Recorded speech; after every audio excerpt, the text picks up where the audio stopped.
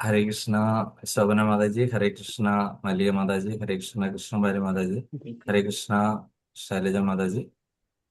എല്ലാവർക്കും ഒരിക്കൽ കൂടെ ഈ ശ്രീമദ് ഭാഗവതം ക്ലാസ്സിലേക്ക് സ്വാഗതം. എല്ലാ ആചാര്യന്മാരുടെയും അതുപോലെ തന്നെ നിങ്ങൾ ഓരോരുത്തരുടെയും അനുഗ്രഹവും കൃപയും പ്രാർത്ഥനയൊക്കെ ഉണ്ടാകണം. നമ്മള് പരമദിവ്യോത്തമ പുരുഷന്റെ ആ ഒരു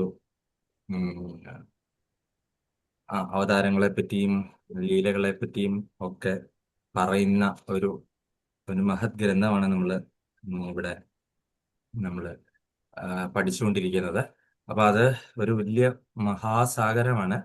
നമുക്ക് അതിനകത്ത് ഒരു ഡ്രോപ്പ്, അതിനകത്ത് ഒരു തുള്ളി വെള്ളം അതിൻ്റെ അകത്ത് ഒഴിക്കാൻ പറ്റുമെന്നുണ്ടെങ്കിൽ തന്നെ ഒരു വലിയൊരു ഭാഗ്യം നിന്നവരാണ് നമ്മളെന്ന് പറയേണ്ടി വരും.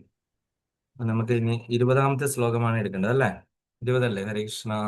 ശ്രീഭദ്ര റൈറ്റ്സ് അല്ലേ?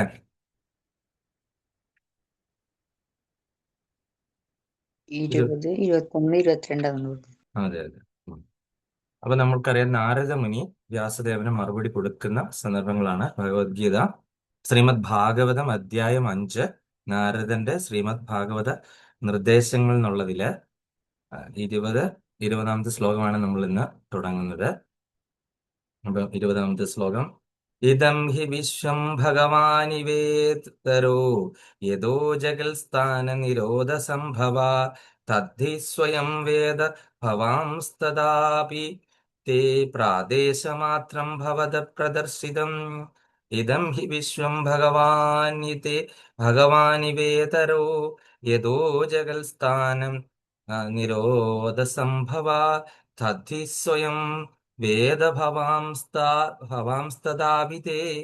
പ്രാദേശമാത്രം ഭവത പ്രദർശിതം. ഹരേ കൃഷ്ണ മല്ലിക മാതാജി. ഹരേ കൃഷ്ണ. ഓം നമോ ഭഗവതി വാസുദേവായ. ശ്രീമദ് ഭാഗവതം പ്രഥമസ്കന്ധം അധ്യായം 5 ശ്ലോകം 20. ഇദം ഹി വിശ്വം ഭഗവാനിവേദരോ യതോ ജഗസ്ഥാന നിരോധ സംഭവ തദ്ധി സ്വയം വേദ ഭവാംസ്തദാപിതി പ്രാദേശമാത്രം ഭവത പ്രദർശിതം. ഹരേ കൃഷ്ണ. ഹരേ കൃഷ്ണ സബിത മാതാജി. ഹരേ കൃഷ്ണ. പ്രഭു വേദാഭ്യാസിൽ 20ാമത്തെ ശ്ലോകം കാണുന്നില്ല. അതില് ഇത് മാത്രമേ എഴുതിയിട്ടുള്ളൂ. അതെയോ? നമുക്ക് വേറെ ആരോടും ചോദിക്കാം. ആര് റെഡ്മി നോട്ട് 10s?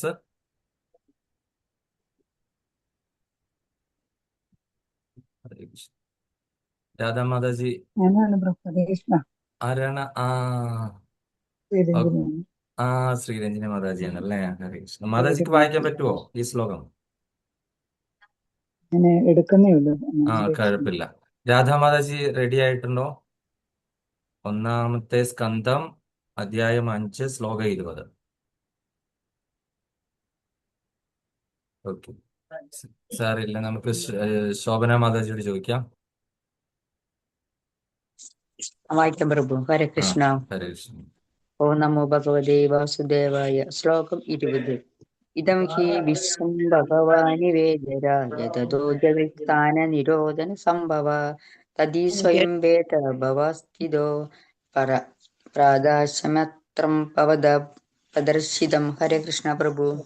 ഹരേ കൃഷ്ണ. നമുക്ക് ശ്രീലപ്രഭാതരുടെ പദാനുപത തർജ്ജമ ജയ ശ്രീലപ്രഭാത്. ഇതം ഇത് ഹി എല്ലാം, വിശ്വം വിശ്വം, ഭഗവാൻ പരമപുരുഷനായ ഭഗവാൻ, ഇതര വിഭിന്ന രൂപം യഥാ ആരിൽ നിന്നോ, ജഗൽ വിശ്വങ്ങൾ സ്ഥാന നിലനിൽക്കുക, നിരോധ സർവനാശ സംഭവ സൃഷ്ടി, തൽഹി സർവ്വതിനെയും കുറിച്ച് സ്വയം വേദ അറിയുക ഭവാൻ അങ്ങയുടെ സദ് ആത്മാവ്, തഥാ അഭി എന്നിട്ടും, തേ താങ്കൾക്ക് പ്രാദേശം മാത്രം, കഥ സംക്ഷേപം മാത്രം, ഭഗവത അങ്ങേക്ക് പ്രദർശിതം വിശദീകരിച്ചു. വിവർത്തനം ഭാവാർത്ഥം ദിവ്യങ്കേസി ഭക്തിവേദാന്ത സ്വാമി ശ്രീലപ്രഭ ജയ ശ്രീലപ്രഭ. ഈ വിശ്വപ്രപഞ്ചം സ്വയം പരമ ദിവ്യോത്തം പുരുഷനായ ഭഗവാനാകുന്നു. എന്നിരുന്നാലും അതിൽ നിന്നും ഭഗവാൻ അകന്നു നിൽക്കുന്നു. ഭഗവാനിൽ നിന്നും മാത്രമാണ് ഈ വിശ്വപ്രപഞ്ചം ഉത്ഭവിച്ചത്. ഭഗവാനിലാണ് അത് നിലകൊള്ളുന്നത്. സർവനാശത്തിന് ശേഷം ഭഗവാനിലാണ് അത് വിലയം പ്രാപിക്കുന്നത്. ഭഗവാന് ഇവയെല്ലാം കുറിച്ച് നല്ല അറിവുള്ളതാണല്ലോ. ഞാനൊരു സംഗ്രഹം നൽകിയെന്നേ ഉള്ളൂ. അതായത് ഈ സ്വന്തം ശിഷ്യനായിട്ടുള്ള വ്യാസദേവന് ഈ പറയുന്ന ഭഗവാന്റെ ആ ഒരു മഹത്വത്തെ കുറിച്ചിട്ടുള്ള കാര്യങ്ങൾ, ഭഗവാൻ എന്തുമാത്രം വലിയ വിഭുവാണ് എന്നുള്ള ആ ഒരു സംഭവം എക്സ്പ്ലെയിൻ ചെയ്ത് തന്നെ വ്യാസദേവനോട് പറയുന്നുണ്ട്, അങ്ങേക്ക് ഇതെല്ലാം അറിയാവുന്നതാണല്ലോ, ഞാനൊരു ജസ്റ്റ് ഒരു അതിൻ്റെ അകത്തൊരു തൂലിക ഇങ്ങനെ ഇട്ട് ചലിപ്പിച്ചിട്ടുള്ള ആ ഒരു രീതിയിലൊരു സംഭവമാണ് ഇവിടെ പറയുന്നത്. ഞാൻ അതിന്റെ ചെറിയൊരു സംഭാവന തന്നു എന്നേ ഉള്ളൂ എന്ന് പറയുകയായിരുന്നു ആര്, നാരദ മുനി. അപ്പൊ നമുക്ക് അതിന്റെ ഭാവാർത്ഥം ഉള്ളതാരെ, കൃഷ്ണകുമാരി മാതാജി. ഹരേ കൃഷ്ണ ഹരേ കൃഷ്ണ. പാവം ഒരു ശുദ്ധ ഭക്തനെ മുകുന്ദതത്വം അഥവാ ശ്രീകൃഷ്ണ ഭഗവാൻ വ്യക്തിഗതവും നിർവ്യക്തിഗതവുമാകുന്നു. മുകുന്ദനിൽ നിന്ന് ഉത്ഭവിച്ച ശക്തിയാകയാൽ അമൂർത്തക വിശ്വരൂപാവസ്ഥയും മുകുന്ദനാകുന്നു.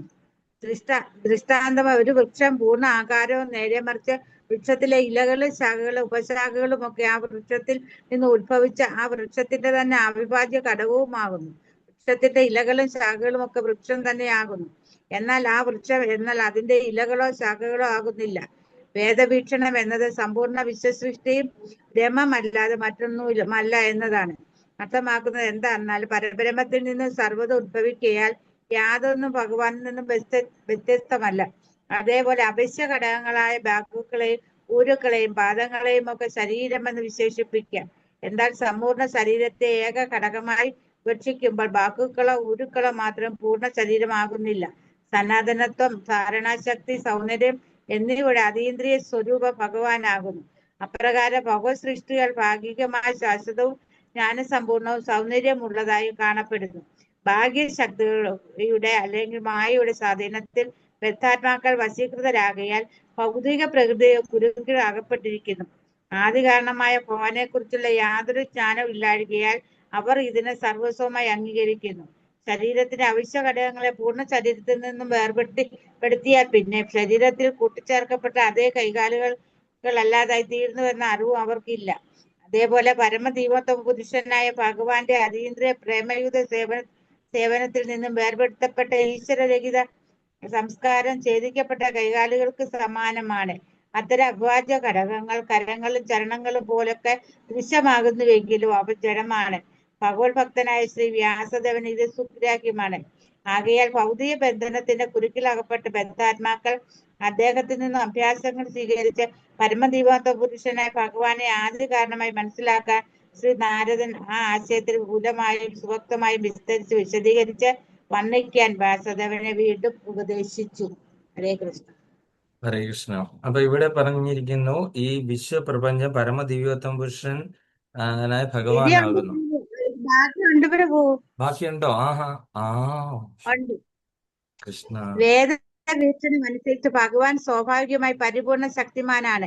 ഭഗവാന്റെ പരമശക്തികളുടെ സദാ ശ്രേഷ്ഠവും ഭഗവാനിൽ നിന്നുള്ള അഭിന്നവും സദൃശവുമാകുന്നു.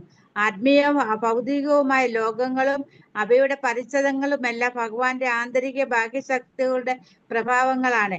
ഭാഗ്യശക്തി താരതമ്യേന അപ്രധാനവും അതേസമയം ആന്തരികമായി ശ്രേഷ്ഠവും ഉദാത്തവുമാകുന്നു. പരമശക്തി ജീവചൈതന്യമാകുന്നു. അതിന് ആന്തരിക ശക്തി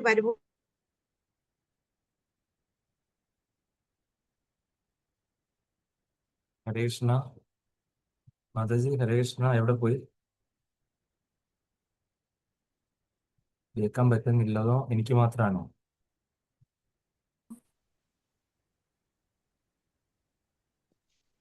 മാതാജി കേൾക്കാൻ പറ്റുന്നില്ല. പ്രഭു കരണ്ട് പോയോ പ്രഭു? അതെയോ? ഞാൻ വായിക്കുന്ന പോലെ മനുഷ്യരും മറ്റെല്ലാ ജീവാത്മാക്കളും ഭഗവാന്റെ ആന്തരിക ശക്തിയുടെ ഉൽപ്പന്നങ്ങളാണ്. ആകയാൽ ജീവാത്മാക്കൾ ഭഗവാനോട് നിർവിശേഷരാണ്. എന്നാൽ അവർ ഒരിക്കലും പരമദിവ്യോത്തമ പുരുഷൻ തുല്യരോ ഭഗവാനേക്കാൾ ശ്രേഷ്ഠരോ അല്ല. ഭഗവാനും ജീവാത്മാക്കളും റിക്ത സ്വരൂപങ്ങളാണ്. ഭൗതിക ശക്തിയുടെ സഹായത്തിൽ ജീവാത്മാക്കളും ചിലതൊക്കെ സൃഷ്ടിക്കുന്നുവെങ്കിലും അവയുടെ ഒരു സൃഷ്ടിയും ഭഗവത് സൃഷ്ടിക്ക് തുല്യമോ ഭഗവത് സൃഷ്ടിയേക്കാൾ ശ്രേഷ്ഠമോ അല്ല.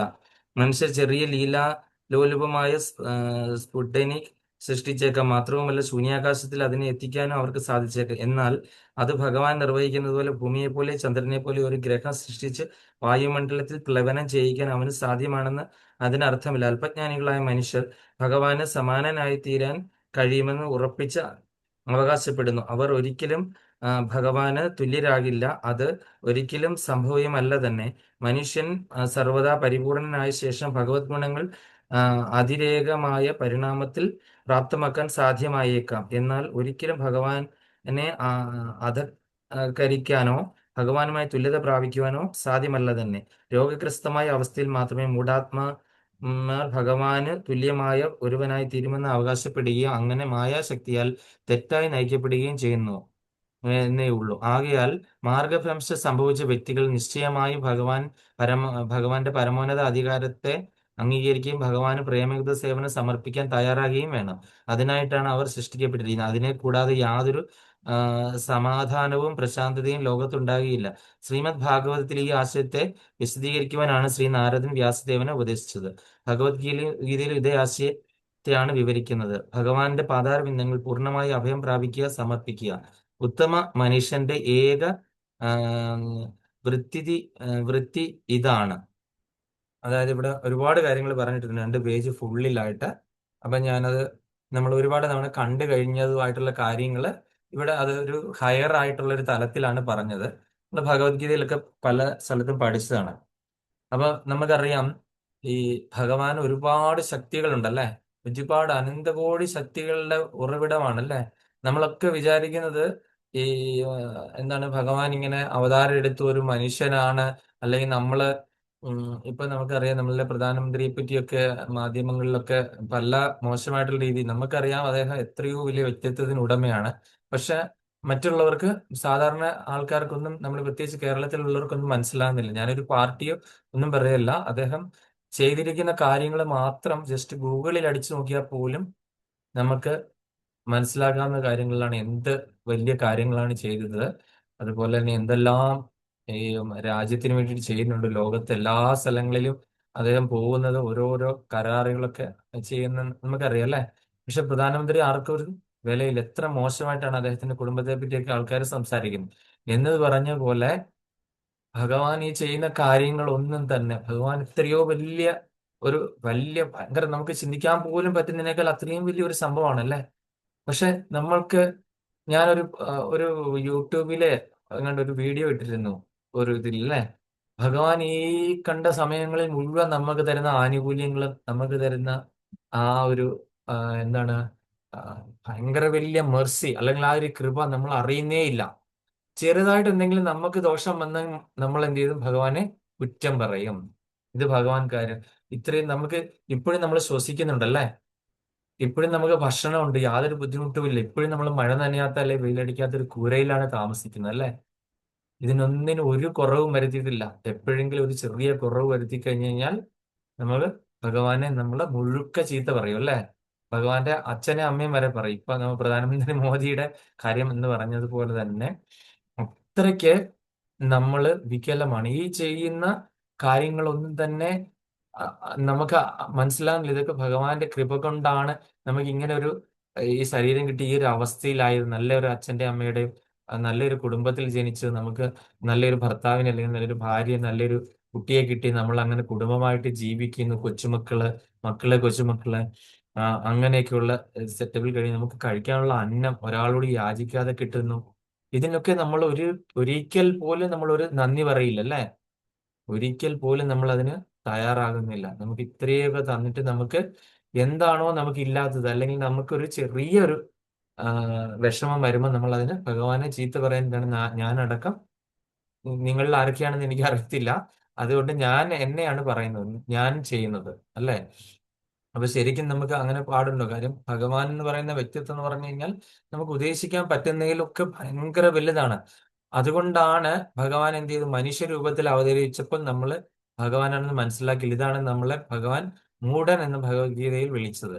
അവജാനന്തി മാമൂഢാം മാനുഷീം തനുമാശ്രിതം. മനുഷ്യന്റെ ശരീരവുമായിട്ട് ഞാൻ ഇവിടെ വന്നപ്പോൾ മാനുഷീം തനുമാശ്രിതം പരം ഭാവം അജാനന്ദോ മമ ഭൂത മഹേശ്വര. എന്റെ പരമഭാവം, എന്റെ പരമ ദിവ്യോത്തമ പുരുഷത്വം നിങ്ങൾ എന്തുകൊണ്ട് അറിഞ്ഞിട്ടില്ല, അല്ലെങ്കിൽ അറിയാൻ ശ്രമിച്ചിട്ടില്ല? മമ ഭൂത മഹേശ്വര. ഈ ഗ്രഹങ്ങളൊക്കെ ഇങ്ങനെ ആ ഓർബിറ്റിൽ ഇങ്ങനെ കറങ്ങുന്നത് ആരുടെ പ്രഭാവം കൊണ്ടാണ്? അല്ലെ അതൊക്കെ താഴോട്ട് വീഴുകയാണല്ലോ അവസ്ഥയോ. അതുപോലെ പകലും രാത്രിയും 24 hours അല്ലാതെ വേറൊരു രീതിയിൽ മാറുവാണെങ്കിലുള്ള അവസ്ഥയോ? അല്ലെങ്കിൽ നമുക്ക് വേനൽക്കാലത്ത് ഇവ മഴ കിട്ടും, മഴക്കാലത്ത് മുഴുവൻ വേനല്, ഇങ്ങനത്തെ ഒരു അവസ്ഥ മാറ്റം വരുവാണെങ്കിലോ? അല്ലെങ്കിൽ ഒരു പ്രകൃതിക്ഷോഭം പെട്ടെന്ന് ഇങ്ങ് വരുവാണ്. ഇതൊന്നും നമുക്ക് ഊഹിക്കാൻ പോലും പറ്റുന്നില്ലല്ലേ? അപ്പം ഈ ഈ കാര്യങ്ങളെല്ലാം ചെയ്യുന്നത് എന്താണ്? ഭഗവാന്റെ കൃപ കൊണ്ടാണ് ചെയ്യുന്നത്. ഇടയ്ക്കിടയ്ക്ക് മനുഷ്യര് വളരെ മോശമായിട്ട് മാറുമ്പോൾ എന്ത് ചെയ്യണം? ഭഗവാന്റെ ഒരുപാട് ഊർജമുള്ളതിൽ ഭഗവാന്റെ പ്രധാനപ്പെട്ട 3 ഊർജങ്ങൾ ആരൊക്കെയാണ്? ആർക്കാ പറയാൻ പറ്റുന്നത്?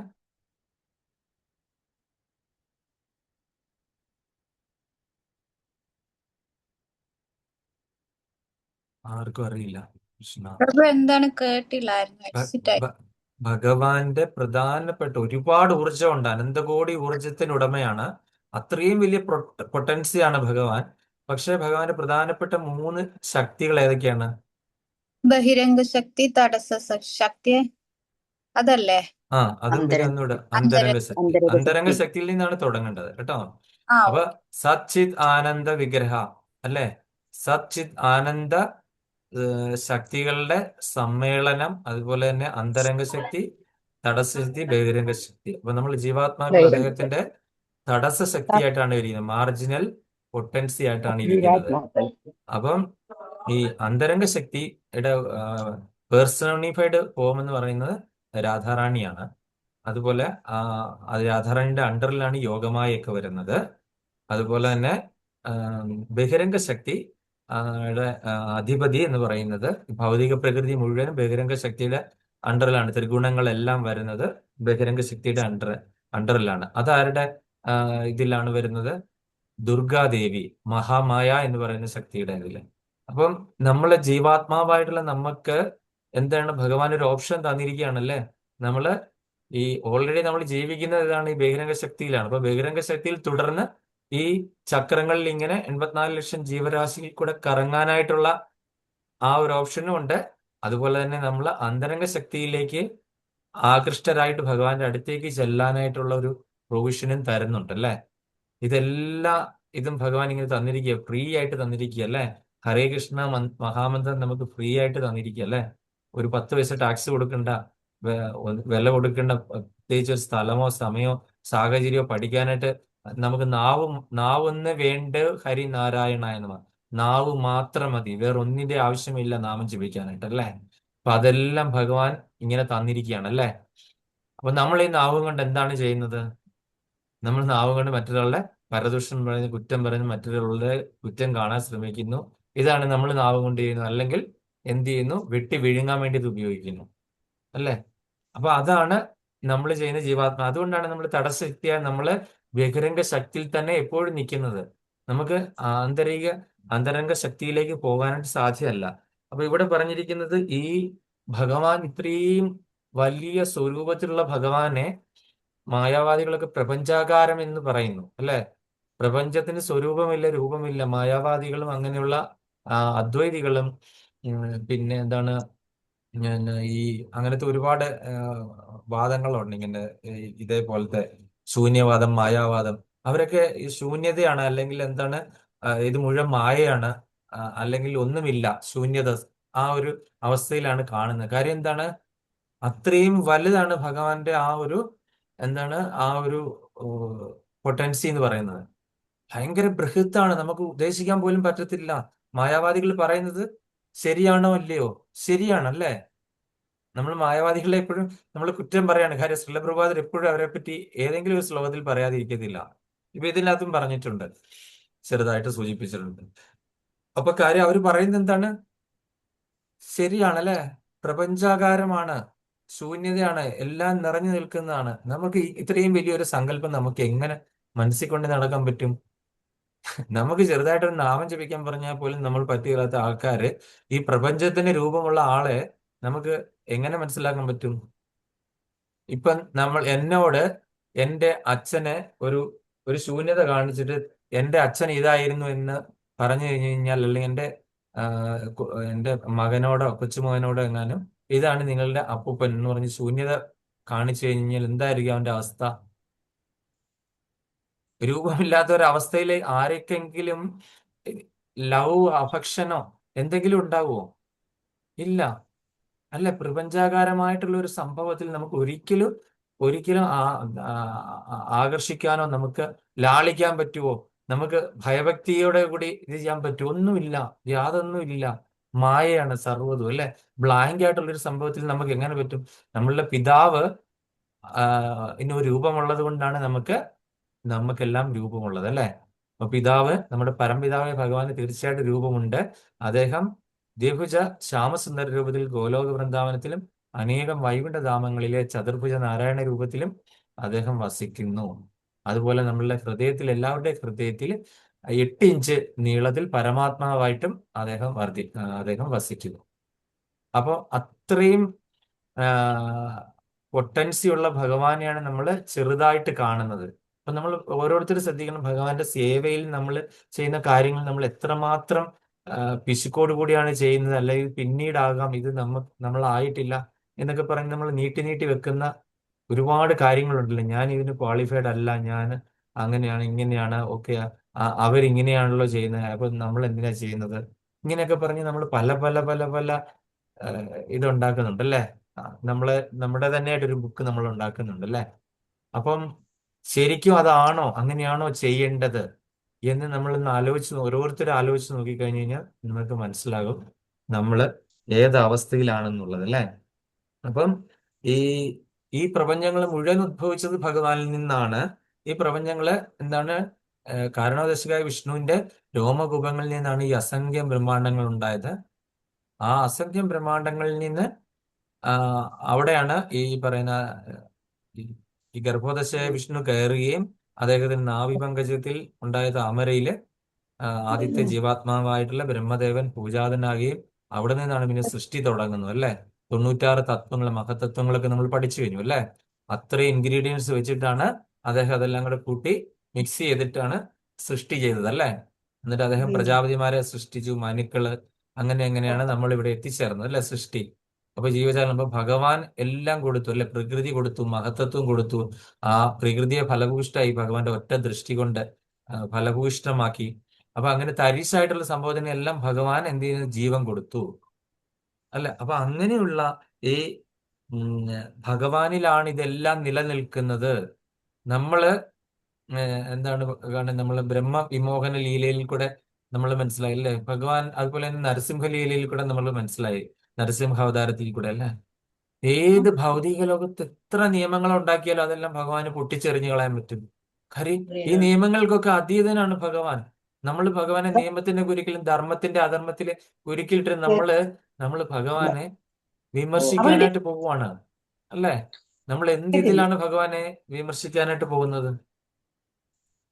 നിയമത്തിന്റെ കുരുക്കിലിടാനായിട്ട് പറ്റുന്ന ഒരു വ്യക്തിയാണോ? ഈ നിയമം മുഴുവൻ ഉണ്ടാക്കിയത് ആരാണ്? അതായത് ഈ ലോകത്തെ മുഴുവൻ ഒരു ചരടിൽ, അതായത് ഒരു മാലയിലെ മുത്തുകൾ എന്ന പോലെ ഭഗവാൻ മുഴുവനും പ്രപഞ്ചങ്ങളെ ഭഗവാനിൽ ചേർത്തിരിക്കുകയാണ്. അപ്പൊ നമ്മൾ എപ്പോഴും വിചാരിക്കും, ഭഗവാൻ ഭഗവത്ഗീതയിൽ പറയുന്നുണ്ട്, ഞാൻ ഒരിക്കലും ഈ പ്രപഞ്ചത്തിന്റെ ഭാഗമല്ല. നമ്മൾ വിചാരിക്കുന്നു ഈ പ്രപഞ്ചത്തിന്റെ ഭാഗമാണ് ഭഗവാൻ. ആണോ? അല്ല, ഈ പ്രപഞ്ചം മുഴുവൻ എന്നിലാണ് സ്ഥിതി ചെയ്യുന്നത്. നമ്മള് ഭഗവാന്റെ ഉദരത്തില് കയറ് കെട്ടാനായിട്ട് ശ്രമിച്ചു, അല്ലെ? യശോദാമായി. അപ്പൊ ഈ ഉപരിലോകങ്ങളിലുള്ള എല്ലാ ദേവീദേവന്മാരും അവിടെ നിന്ന് കാഴ്ച കണ്ട് നോക്കിയിരിക്കുക. അവർക്കൊക്കെ അറിയാം, അല്ലെ? ഈ ലോകത്തെ മുഴുവൻ വരിഞ്ഞു കെട്ടി ഈ കർമ്മബന്ധത്തിലാക്കി ഇങ്ങനെ ഇട്ടിരിക്കുന്ന, കറക്കുന്ന ഈ ഭഗവാനെ ആരെ കൊണ്ട് കെട്ടാൻ സാധിക്കും? ഒരു ദേവീദേവന്മാരും തലകുത്തി മറിഞ്ഞ് എത്ര നാൾ ഇന്നാലും ഈ ഭഗവാനെ കെട്ടാണ്ട് സാധിക്കുമോ? അപ്പതേ നോക്കി, ഒരു സാധാരണ സ്ത്രീയാണ്. എന്താണ് ആ സാധാരണ സ്ത്രീയുടെ ഒരു വടി കണ്ടപ്പോൾ ഭഗവാൻ പേടിച്ച് കരയുന്നു, ഇങ്ങനെ, അല്ലെ? അപ്പൊ ഇത് എങ്ങനെ വരുന്നു? ഭഗവാന്റെ കണ്ണിൽ കൂടെ ഇങ്ങനെ വെള്ളം കുടുകൂടെ ഒരുങ്ങുന്നു. ഇവിടെ ഒന്നാമത്തെ കറുത്ത ശരീരമാണ്, അല്ലെ? ഈ കൺമഷി എല്ലാം കൂടെ കൂടി ഇങ്ങനെ ഇളകി ഭഗവാൻ ഇങ്ങനെ വളരെ ഭീകരമായിട്ടുള്ള ഒരു പേടിച്ച അവസ്ഥയിൽ നിൽക്കുന്ന, അമ്മയെ പേടിച്ച അവസ്ഥയിൽ, അല്ലെ? എങ്ങനെ ഭഗവാൻ ഇത് ഉണ്ടാകുന്നു? കാര്യം സ്നേഹവും വാത്സല്യത്തിന് മുമ്പിൽ ഭഗവാൻ കീഴടങ്ങും.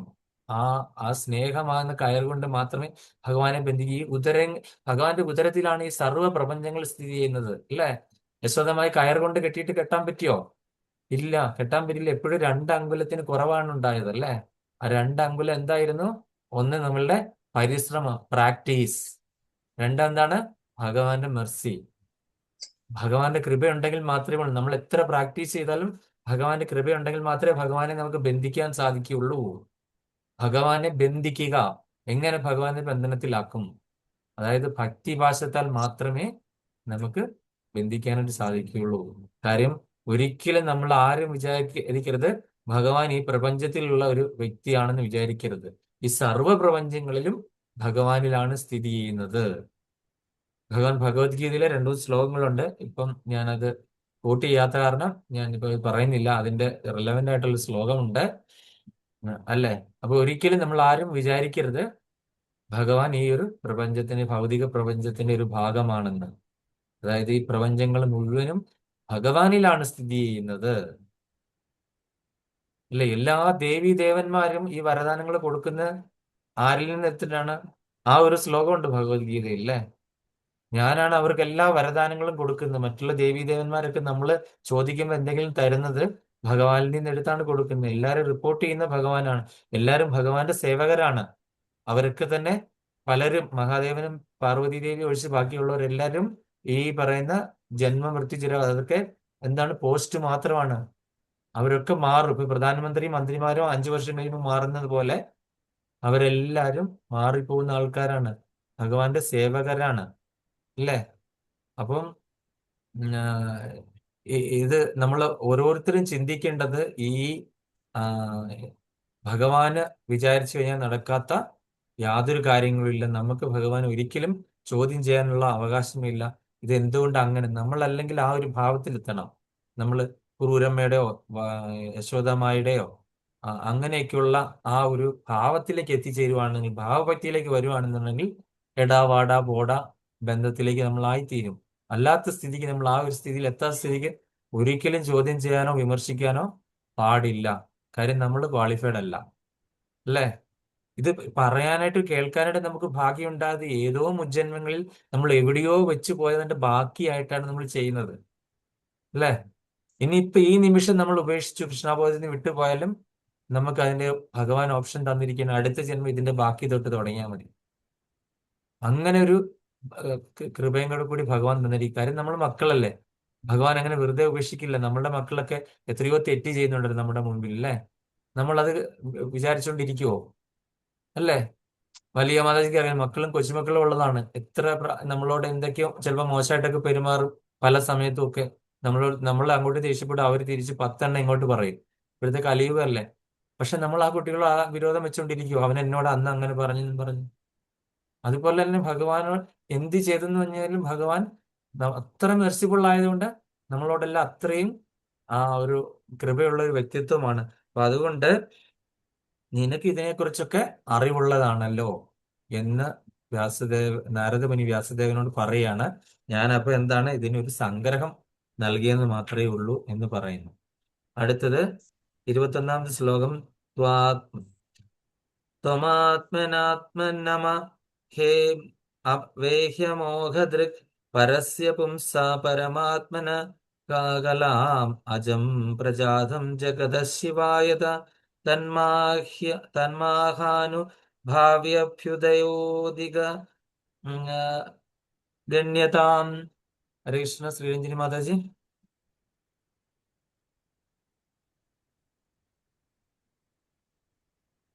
മാതാജി അവൈലബിൾ ആണോ?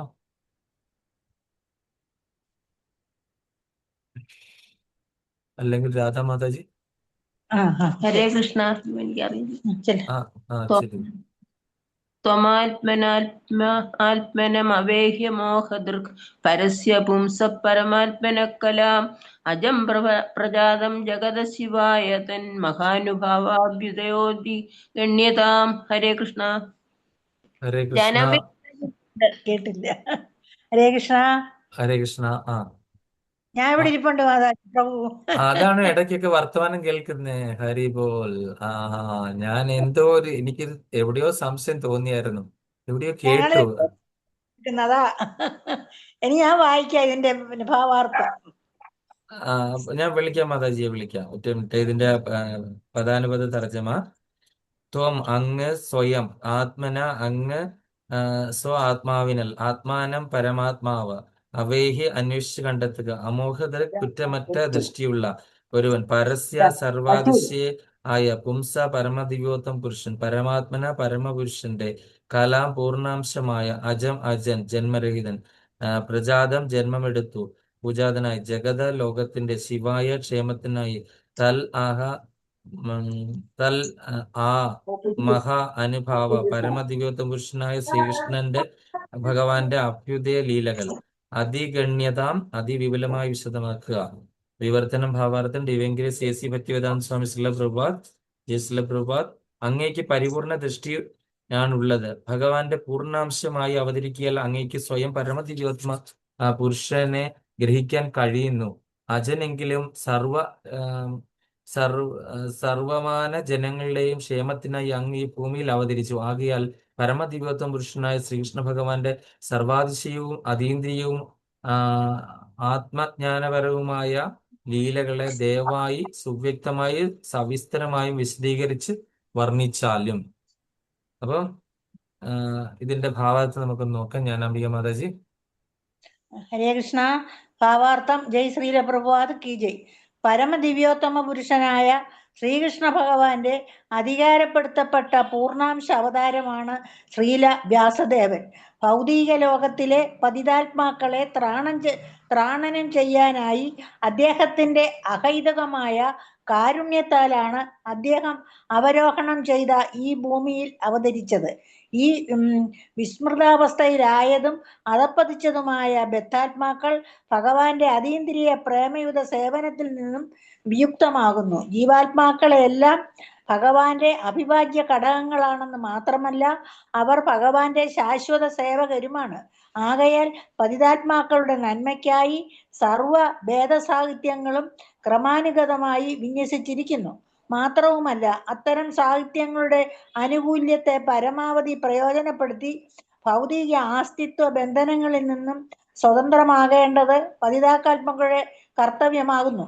ശ്രീല വ്യാസദേവന്റെ ആത്മീയ ആചാര്യൻ സോപചാരമായി ശ്രീ നാരദ ഋഷി എന്നുവരികിലും ശ്രീല വ്യാസദേവൻ ആത്മീയ ആചാര്യനെ യാതൊരു വിധത്തിലും ആശ്രയിച്ചില്ല. എന്തെന്നാൽ അന്തസത്തയിൽ മറ്റേവരുടെയും യഥാർത്ഥ ആത്മീയ ആചാര്യൻ അദ്ദേഹമാകുന്നു.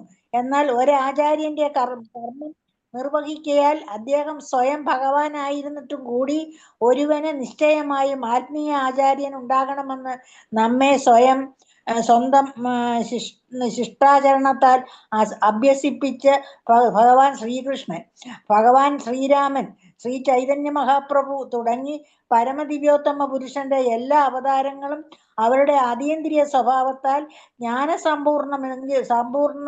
സമ്പൂർണരെങ്കിലും അനുഷ്ഠാനപരമായ ആത്മീയ ആചാര്യന്മാരെ സ്വീകരിച്ചു.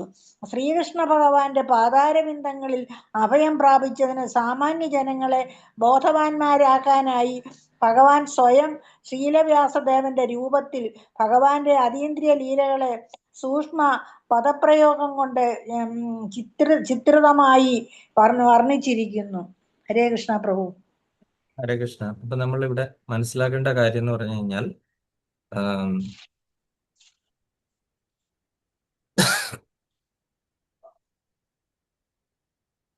അതായത് നാരദമുനി പറയാണ്, ഇതെല്ലാം അങ്ങേക്ക് മനസ്സിലാക്കാനായിട്ടുള്ള ആ അതീന്ദ്രിയ ജ്ഞാനം തന്നെ ഉള്ള ഈ വ്യക്തിയാണ് അല്ലെ ശ്രീല വ്യാസദേവൻ.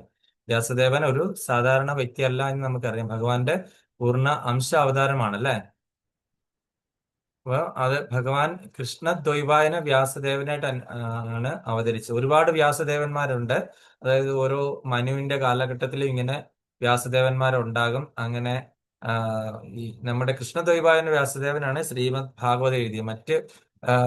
മറ്റ് ഈ പുരാണങ്ങളും അതിലൊക്കെ എഴുതിയ ചില മറ്റു പല വ്യാസദേവന്മാരായിരിക്കും. അതിന് കൃത്യമായിട്ടുള്ള രേഖകളോ കണക്കുകളോ അത് ഇന്ന വ്യാസദേവനാണ് എന്ന്. വ്യാസദേവന്റെ പേര് 28 വ്യാസദേവന്മാരുടെ പേരൊക്കെ എനിക്ക് തോന്നുന്നു ഗൂഗിളിൽ എങ്ങാണ്ടുണ്ട്. പക്ഷെ അതിലും കൂടുതലുണ്ടെന്നാണ് മനോഹർ പ്രഭു പറഞ്ഞത്. അപ്പൊ എനിക്ക് അതിന്റെ ഇത് കിട്ടുവാണെന്നുണ്ടെങ്കിൽ ആരൊക്കെയാണ് വ്യാസദേവൻ എന്ന് പറഞ്ഞ് ഞാൻ ആ ഒരു പോസ്റ്റ് ഇടാം. ഞാൻ ഒന്ന് ഇട്ടുതായിരുന്നു, ഇപ്പൊ ഞാൻ നിർത്തി. അത് എൻ്റെ ഉണ്ടായിരുന്നത് ഞാൻ അത് ഇട്ടുതരാം. പിന്നെ ഇന്നത്തെ വ്യാസദേവൻ ആരാണ്? ഇനി വരാൻ പോകുന്ന വ്യാസദേവൻ കേൾക്കാൻ പറ്റുന്നില്ല. അത് അശ്വത്ഥാമാവ്. അശ്വത്ഥാമാവ്. ഇനി വരാൻ പോകുന്ന വ്യാസദേവൻ അശ്വത്ഥാമാവിന് ഇവിടെ ബദരികാശ്രമത്തില് അവിടെ ട്രെയിനിങ് കൊടുത്തുകൊണ്ടിരിക്കുകയാണ്. എന്താണ് വ്യാസദേവൻ. ഈ കലിയുഗം കഴിയുമ്പോൾ ഇനി അടുത്തത് വരാൻ പോകുന്ന അടുത്ത മന്വന്തരത്തിൽ വരാൻ പോകുന്നത് ബ്രഹ്മാവിന്റെ അടുത്ത കൽപ്പത്തിൽ വരാൻ പോകുന്നത് ഈ അശ്വത്ഥാമാവാണ് അടുത്ത ഇതായിട്ട് വരാൻ പോകുന്നതെന്നാണ് പ്രഭു പറഞ്ഞത്. അത് എവിടെയാണ് പറയുന്നത്, എങ്ങനെയാണ്, ആരെ പറഞ്ഞതെന്നും എനിക്കറിയില്ല. അതിനോട് ചോദിച്ചാൽ എനിക്ക് അറിയിക്കാൻ പറ്റത്തില്ല. ഓക്കെ. അപ്പം ഈ വ്യാസദേവൻ എന്ന് പറയുന്ന വ്യക്തി ഭഗവാന്റെ അംശാവതാരമാണ് അല്ലെ. കാര്യം വേറൊരു സാധാരണപ്പെട്ട ഒരു വ്യക്തിക്ക് എഴുതാൻ പറ്റുന്ന കാര്യങ്ങളാണോ അദ്ദേഹം എഴുതി വെച്ചതും, അതുപോലെ തന്നെ വേദങ്ങള് പകുത്തതും, വേദങ്ങൾ 4ആയിട്ട് പകുത്ത് നമുക്ക് വേണ്ടിയിട്ട് ഇങ്ങനെ തരിക എന്ന് പറഞ്ഞു കഴിഞ്ഞാൽ അത് ഓരോ ടേസ്റ്റുള്ള ആൾക്കാർക്ക് വേണ്ടിയിട്ട് ഓരോ രീതിയിൽ ആ വേദത്തെ വിഭജിച്ചു. സത്വരജസ് തമോ ഗുണങ്ങളിലുള്ള ആൾക്കാർക്ക് വേണ്ടി 18 പുരാണങ്ങൾ. അപ്പൊ 6 പുരാണങ്ങള് എന്താണ് ഇതുപോലെ സത്വരജസ് തമോ ഗുണങ്ങളിലാണ് ചെയ്തിരിക്കുന്നത് പുരാണങ്ങളൊക്കെ.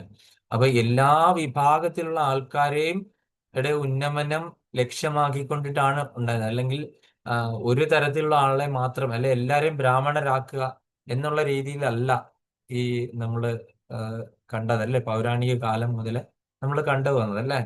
എല്ലാ തരത്തിലുള്ള ആൾക്കാരുടെ ക്ഷേമത്തിന് വേണ്ടിയാണ് ശ്രീമദ് ഭാഗവതം ഉപദേശിക്കപ്പെട്ടത്. മറ്റുള്ള ഗ്രന്ഥങ്ങൾ എന്ന് പറഞ്ഞാൽ ഓരോ വ്യക്തികൾക്ക് ചൂസ് ചെയ്യാമായിരുന്നു അല്ലെ. ഇവിടെ എന്ന് പറഞ്ഞു കഴിഞ്ഞാൽ ഏതൊരു വ്യക്തിയുടെയും ക്ഷേമം ഉദ്ദേശിച്ചിട്ടാണ് ഇത് എഴുതിയത് അല്ലെ. അപ്പൊ അതുകൊണ്ടാണ് മറ്റുള്ള ഗ്രന്ഥങ്ങൾ എഴുതി കഴിഞ്ഞപ്പോൾ വ്യാസദേവൻ ആ സംതൃപ്തി ഇല്ലാതെ വന്നതും ശ്രീമദ് ഭാഗവതം എഴുതി കഴിഞ്ഞപ്പോൾ അദ്ദേഹത്തിന് പരമാനന്ദം അനുഭവിക്കാനായിട്ട് ഇടയായത്.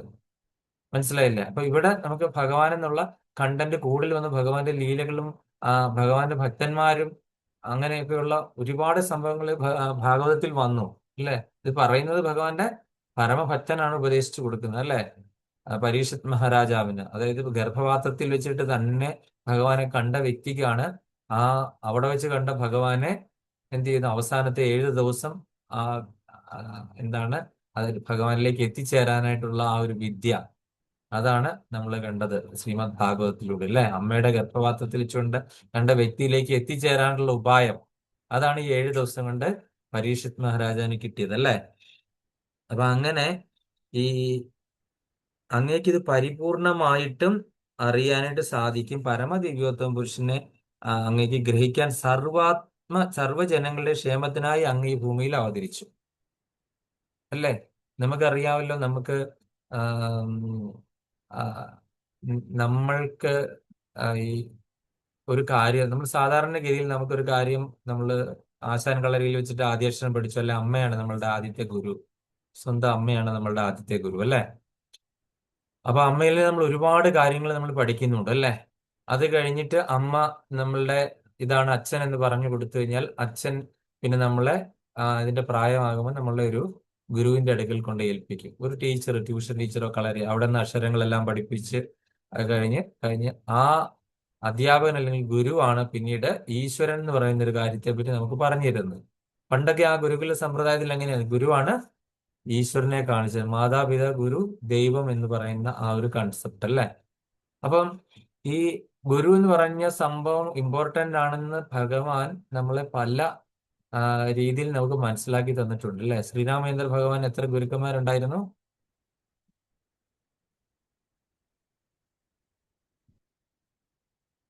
വസിഷ്ഠമുനിയും വിശ്വാമിത്ര മഹർഷിയും അല്ലെ. ഇവർ രണ്ടുപേരും അദ്ദേഹത്തിനെ വിദ്യകളൊക്കെ പഠിപ്പിച്ചത്. വിശ്വാമിത്ര മുനി അവർക്കൊരു വിദ്യ പറഞ്ഞു കൊടുത്തതാണ് ബലയും അതിബലയും എന്നൊക്കെ പറയും നമ്മൾ രാമായണത്തിൽ കണ്ടു അല്ലെ. വിശപ്പും ദാഹവും അറിയാതിരിക്കാനായിട്ടുള്ള കാര്യങ്ങള്. അപ്പൊ അങ്ങനെ പല അസ്ത്രവിദ്യകളും എല്ലാം ശ്രീരാമചന്ദ്രൻ ഇത് അറിയാൻ വയ്യായിട്ടാണോ? ഭഗവാൻ തന്നെ രചിച്ച വിദ്യകളും ജ്ഞാനങ്ങളും അറിവുകളും തന്നെ എന്ത് ചെയ്തു, ഭഗവാന്റെ ഒരു ഭക്തനാണ് ഈ ഗുരു എന്ന് പറഞ്ഞല്ലേ. ആ ഗുരുവിൽ നിന്ന് തിരിച്ച് ഭഗവാൻ മേടിച്ച് തിരിച്ച് ഭഗവാൻ സ്വീകരിച്ചിട്ട് അത് ഭഗവാൻ നമുക്ക് മാതൃക കാണിക്കുകയാണ്. എന്താണ്, ഒരു ഗുരു വേണം എന്ന് ഭഗവാൻ തന്നെ നമുക്ക് മാതൃക കാണിച്ചു തന്നു. അതുപോലെ കൃഷ്ണന് ഭഗവാനായിട്ട് തന്നെ അവതരിച്ച കൃഷ്ണ ഭഗവാനും എന്താണ് സാന്ദീപനി മഹർഷിയെ ഗുരുവായിട്ട് 64 ദിവസം കൊണ്ട് 64 കലകളാണ് അദ്ദേഹം അഭ്യസിച്ചതും. അങ്ങനെ നമുക്കറിയാം ഗുരുദക്ഷിണ കൊടുക്കുന്ന കാര്യം, മകനെ, അതായത് മരിച്ചുപോയ മകനെ ഭഗവാൻ തിരിച്ചു കൊടുത്തു സന്ദീപിനി മഹർഷിയുടെ, അല്ലേ? അപ്പൊ അങ്ങനെ ആ, നമ്മുടെ ഭഗവാന്മാരൊക്കെ തന്നെ നമുക്ക് കാണിച്ചു തന്നു ഒരു ഗുരു എന്ന് പറയുന്ന അത് വളരെ വളരെ ഇമ്പോർട്ടന്റ് ആണ്. അപ്പൊ അങ്ങേക്ക് ഇതെല്ലാം അറിയാമെങ്കിലും അങ്ങ് ഭഗവാന്റെ പൂർണ്ണ അംശമാണെങ്കിൽ എല്ലാ ജീവികളിലെയും ക്ഷേമ തൽപരനാണ് എങ്കിൽ കൂടിയും എന്നാണ് ഈ ഭഗവാനെ പറ്റിയുള്ള ഇത്രയും വലിയ ജ്ഞാനമാണ് പറഞ്ഞു തരുന്നത്. അതുകൊണ്ട് അങ്ങേക്ക് ഒരു ഗുരുവിന്റെ ആവശ്യമാണ്. അപ്പൊ എന്റെ ഒരു റോൾ എന്ന് പറഞ്ഞു കഴിഞ്ഞാൽ എന്താണ്? വെറും ഒരു മീഡിയേറ്റർ അല്ലേ? ഒരു മീഡിയേറ്റർ കാര്യം അങ്ങേക്ക് എല്ലാം അറിയാവുന്നതാണല്ലേ. പക്ഷെ ഞാൻ എന്താണ്, ജസ്റ്റ് ഒന്ന് റിമൈൻഡ് ചെയ്താൽ മാത്രം മതി. ആ ഒരു ഗുരുവിന്റെ പോസ്റ്റ് ഫില്ല് ചെയ്താൽ മാത്രം മതി എന്റെ കർത്തവ്യം. എനിക്ക് കൂടുതലായിട്ടൊന്നും ചെയ്യേണ്ട കാര്യമില്ല. കാര്യം അങ്ങ് ഭഗവാന്റെ പൂർണ്ണാംശമല്ലേ. ഞാൻ എന്ത് പറഞ്ഞു, അങ്ങേക്ക് ഇത് ഓൾറെഡി അറിയാമല്ലോ. ഞാൻ അപ്പോഴത്തേന് എന്താണ്, ഒന്ന് ട്രിഗർ ചെയ്താൽ മാത്രം മതി. നമുക്കറിയാം ഹനുമാൻ സ്വാമിക്ക് അദ്ദേഹത്തിന്റെ ശക്തിയെ പറ്റി അറിയില്ല, അല്ലേ? പക്ഷെ ആരെങ്കിലും ഒന്ന് ഓർമ്മപ്പെടുത്തിയാൽ അദ്ദേഹത്തിന് ശക്തി ഓർക്കും. അതായത് ഈ ഈ ലങ്കയിലേക്ക് ചാടി പോകാൻ വേണ്ടിയിട്ട് സേതുബന്ധന സമയത്ത് ഹനുമാൻ പുറകോട്ട് മാറി നിൽക്കുക. അത് കഴിഞ്ഞപ്പോ ജാമ്പവാന് അവരാരണ്ട് ഓർമ്മപ്പെടുത്തി കഴിഞ്ഞാണ് ഹനുമാൻ മുന്നോട്ട് വന്ന് ഭയങ്കര കുങ്കാര ശക്തിയോടുകൂടി എടുത്ത് ചാടിയത്, അല്ലേ? അതുപോലെ തന്നെ ഈ മരുത്വാമല ഉയർത്തിക്കൊണ്ട് വന്നില്ലേ ഔഷധങ്ങളുടെ, അത് ഉയർത്തിക്കൊണ്ട് വന്നപ്പോഴും ആ വിഭീഷണനും അവരൊക്കെ പറഞ്ഞു. അതായത് സൂര്യബിംബത്തെ വരെ പോയി പിടിക്കാൻ പോയ ആൾക്കാരാണല്ലോ ഹനുമാൻ, അല്ലേ? ഹനുമാൻ കുതിച്ച് ചെറുപ്പത്തിൽ ഉണ്ടായ ഉടനെ പോയ ആൾക്കാരാണല്ലേ. അപ്പൊ പിന്നെ ഈ പർവ്വതം നിസ്സാരമല്ലേ എന്ന് പറഞ്ഞ് ഹനുമാന്റെ കഴിവുകളെ പറ്റി ഹനുമാനെ ഓർമ്മിപ്പിച്ചു. അപ്പോഴാണ് ഇവിടെ ആ ഓർമ്മിപ്പിക്കാനായിട്ട് വന്നെത്തിയ ആരാണ്? നാരദ മുനി. സ്വന്തം കഴിവുകളെ പറ്റി ഉള്ളിൽ കിടക്കുന്ന എല്ലാം തന്നെ അറിയാം, അല്ലേ? ഭഗവാന്റെ പൂർണ്ണാംശമായതുകൊണ്ട് എല്ലാം തന്നെ അറിയാം. പക്ഷെ ഒരു ഗുരു തന്നെ വന്ന് അത് ഓർമ്മപ്പെടുത്തി പറഞ്ഞു കൊടുത്താൽ മാത്രമേ അത് ശരിയാവണ്ണം പുറത്തേക്ക് വരുള്ളൂ എന്ന് ഭഗവാന്മാർ എല്ലാം നമ്മളെ കാണിച്ചത്. അതുപോലെ ഭഗവാന്റെ ഈ അംശാവതാരമായിട്ടുള്ള വ്യാസദേവനും നമ്മളെ കാണിച്ചു തരാൻ വേണ്ടിയിട്ടാണ് ഈ നാരദ മുനിയുടെ ആവിർഭാവമൊക്കെ ഇവിടെ നടന്നത്. ശ്ലോകം 22. ഇദം ഹി പുംസസ്തപസ്സ ശ്രുതസ്യ വാസിഷ്ഠസ്യ സൂക്തസ്യ ച ബുദ്ധിദത്തയോ അവിച്യുതേർത്ത കവിഭിർനിരൂപിതോ യദുത്തമ ശ്ലോക ഗുണാനുവർണ്ണനം. ഹരേ കൃഷ്ണ. ശ്രീരഞ്ജിനി മാതാജി റെഡി ആയിട്ടുണ്ടോ? ഇല്ല. കൃഷ്ണമാരി മാതാജി വായിച്ചോളൂ. ഞാനാണോ പ്രഭു വായിക്കാൻ പറഞ്ഞത്? ഹരേ കൃഷ്ണ. ഇദം ഹി പുംസത്തപസ്യ ശ്രുതസ്യ വ ശിഷ്ടസ്യ സുക്തസ്യ ച ബുദ്ധിദത്തയോ അവിച്യുതോ ആർത്ത കവിഭിർനിരൂപിതോ യദുത്തമ ശ്ലോക ഗുണാനുവർണ്ണനം. ഹരേ കൃഷ്ണ. ഹരേ കൃഷ്ണ. ശില പ്രഭാതയുടെ പ്രധാനപ്പെട്ട തർജ്ജമ ജയ ശില പ്രഭാത്. ഇതം ഇത് ഈ നിശ്ചയമായും പുംസ ഏവരുടെയും തപസ്യ മാർഗമായി, ശ്രുതസ്യ വേദ അധ്യയന മാർഗമായി, വാ അഥവാ ശിഷ്ടസ്യ പരിത്യാഗ, സൂക്തസ്യ ആത്മീയ വിദ്യാഭ്യാസം, ച ബുദ്ധിജ്ഞാന സംസ്കാരം, ദത്തയോ ഭൂത ദയ അവിച്യുത അപ്രമാദ ഗതിയായ അർത്ഥ താല്പര്യം കവിഭി അംഗീകൃത വിജ്ഞാനിയാൽ നിരൂപിത നിർണയിച്ചിരിക്കുന്നു.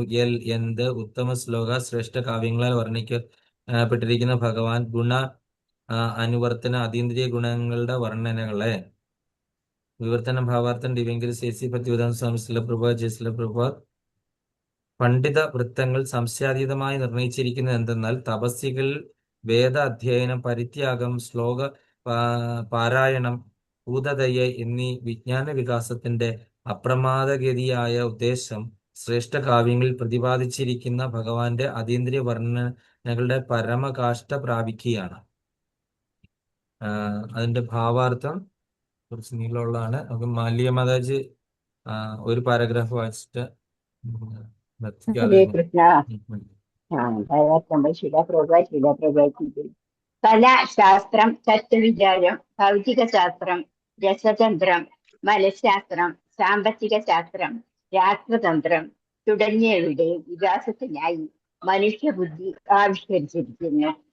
അത്തരം ജ്ഞാന സംസ്കാരത്താൽ മാനവ സമൂഹത്തിന് ജീവിത പരിപൂർണത പ്രാപ്തമാക്കാം. ഇவ்விதമുള്ള ജീവിത പരിപൂർണത അതിന്റെ ഉത്തുംഗസ്ഥിതി പ്രാപിക്കുന്നത് പരമസത്തയായ വിഷ്ണുവിനെ സാക്ഷാത്കരിക്കുമ്പോഴാണ്. ആകയാൽ പാണ്ഡിത്യത്തിൽ യഥാർത്ഥമായ വികാസം പ്രാപിച്ചവർ വിഷ്ണു സേവനത്തിൽ ഔന്നത്യ തൃഷ്ണ കാട്ടണമെന്ന് ശ്രുതികൾ നിർദ്ദേശിക്കുന്നു. നിർഭാഗ്യവശാൽ വിഷ്ണുമായയുടെ ബാഹ്യ സൗന്ദര്യത്തിൽ മയക്കം പൂണ്ട വ്യക്തികൾ പരിപൂർണതയുടെ പാരമ്യം അഥവാ ആത്മസാക്ഷാത്കാരം വിഷ്ണുവിനെ ആശ്രയിച്ചിരിക്കുന്നു എന്ന വസ്തുത അറിയുന്നില്ല. ക്ലേശഭരിതവും അനിത്യവുമായ ഇന്ദ്രിയാസ്വാദനമാണ് വിഷ്ണുമായയുടെ കെടിയിലകപ്പെട്ടവർ വിജ്ഞാന വികാസത്തെ ഇന്ദ്രിയാസ്വാദനത്തിനായി വിനിയോഗിക്കുന്നു. തന്നുടെ ഭാവനാതീതമായ ശക്തികളാൽ സൃഷ്ടിപരമായ ആവിഷ്കാരങ്ങളുടെ പ്രവർത്തന പ്രതിപ്രവർത്തനങ്ങളെ ഭഗവാൻ ചലനാവസ്ഥയിലാക്കുന്നു. ഇപ്രകാരം വിശ്വപ്രപഞ്ചത്തിന്റെ സർവപരിച്ഛദങ്ങളും ഭഗവാന്റെ വിഭിന്ന ശക്തികളിൽ നിന്നും നിർഗമിച്ചവയാണെന്ന് ശ്രീനാരദമുനി വിശദീകരിച്ചു കഴിഞ്ഞു. അവ ഭഗവാന്റെ ശക്തിയിൽ നിന്നും ആവിർഭവിച്ചവയും ഭഗവാനിൽ കുടികൊള്ളുന്നവയും ഉന്മൂലനത്തിന് ശേഷം അവ ഭഗവാനിൽ തന്നെ വിലയം പ്രാപിക്കുന്നവയുമാണ്. ആകയാൽ യാതൊന്നും ഭഗവാനിൽ നിന്നും ഭിന്നമല്ല. അതേസമയം ഭഗവാൻ സദാ അവയിൽ നിന്നും ഭിന്നനാണ് താനും. ഹരേ കൃഷ്ണ. ഹരേ കൃഷ്ണ. രാധാമാതാജി, രാധാമാതാജി ബാക്കി വായിച്ചു. രാധാമാതാജി സെക്കൻഡ് പാരഗ്രാഫ്. ഓക്കെ, കൃഷ്ണ. ജ്ഞാനവികാസം ഭഗവത് സേവനത്തിനായി വിനിയോഗിക്കുമ്പോൾ സമ്പൂർണ്ണ പ്രവർത്തനവും പരിപൂർണമായി തീരുന്നു. പരമദിവ്യോത്തമ പുരുഷനും ഭഗവാന്റെ നാമരൂപ ഗുണലീലാദികളും ഭഗവാനിൽ നിന്നും അഭിന്നങ്ങളാണ്. ആകയാൽ കലാശാസ്ത്രം, തത്വശാസ്ത്രം, ഭൗതികശാസ്ത്രം, രസതന്ത്രം, മനഃശാസ്ത്രം എന്നീ പ്രമേയങ്ങളും മറ്റ് സർവ വിജ്ഞാനശാസ്ത്ര ശാഖകളും നിശ്ചയമായും പൂർണ്ണമായും നിർവിശേഷമായും ഭഗവത് സേവനത്തിൽ വിനിയോഗിക്കണമെന്ന് സർവ സന്യാസിമാരും ഭഗവത് ഭക്തന്മാരും നിർദ്ദേശിക്കുന്നു. കലാ, സാഹിത്യം, കാവ്യം, ചിത്രകല തുടങ്ങിയവയൊക്കെ ഭഗവാനെ പ്രകീർത്തിക്കുവാൻ ഉപയോഗപ്പെടുത്താം. കാൽപ്പനിക കഥാകൃത്തുക്കൾ, കവികൾ, വിശ്രുത സാഹിത്യകാരന്മാർ എന്നിവരൊക്കെ സാധാരണയായി ഇന്ദ്രിയഗത വിഷയങ്ങളെ രചിക്കുന്നതിൽ വ്യാപൃതരായിരിക്കുന്നു. എന്നാൽ ഭഗവത് സേവനത്തിൽ തിരിച്ചുവിടുകയാണെങ്കിൽ അവർക്ക് ഭഗവാന്റെ അതീന്ദ്രിയ ലീലകളെ വിവരിക്കുവാൻ കഴിയും. വാൽമീകി ശ്രേഷ്ഠനായ കവിയായിരുന്നു. അതേപോലെ വ്യാസദേവൻ മഹാനായ രചയിതാവായിരുന്നു. മാത്രവുമല്ല, അവർ ഇരുവരും ഭഗവാന്റെ അതീന്ദ്രിയ കർമ്മങ്ങളെ പരിപൂർണമായി വർണ്ണിക്കുന്നതിൽ സ്വയം വ്യാപൃതരായി. അപ്രകാരം ഭഗവത് രചനയിൽ സദാ നിരതരാകയാൽ അവർ ഇരുവരും അനശ്വരരായി. അതേപോലെ ശാസ്ത്രത്തെയും തത്വശാസ്ത്രത്തെയും ഭഗവത് സേവനത്തിനായി വിനിയോഗിക്കണം. ഇന്ദ്രിയ സംതൃപ്തിക്കായി ചിന്താപരമായ ശുഷ്ക തത്വങ്ങൾ അവതരിപ്പിക്കുന്നതിൽ യാതൊരു പ്രയോജനവുമില്ല. തത്വദർശനത്തെയും ശാസ്ത്രത്തെയും ഭഗവത് യശസ് സുസ്ഥാപിക്കാനായി നിശ്ചയമായും നിരതമാക്കണം.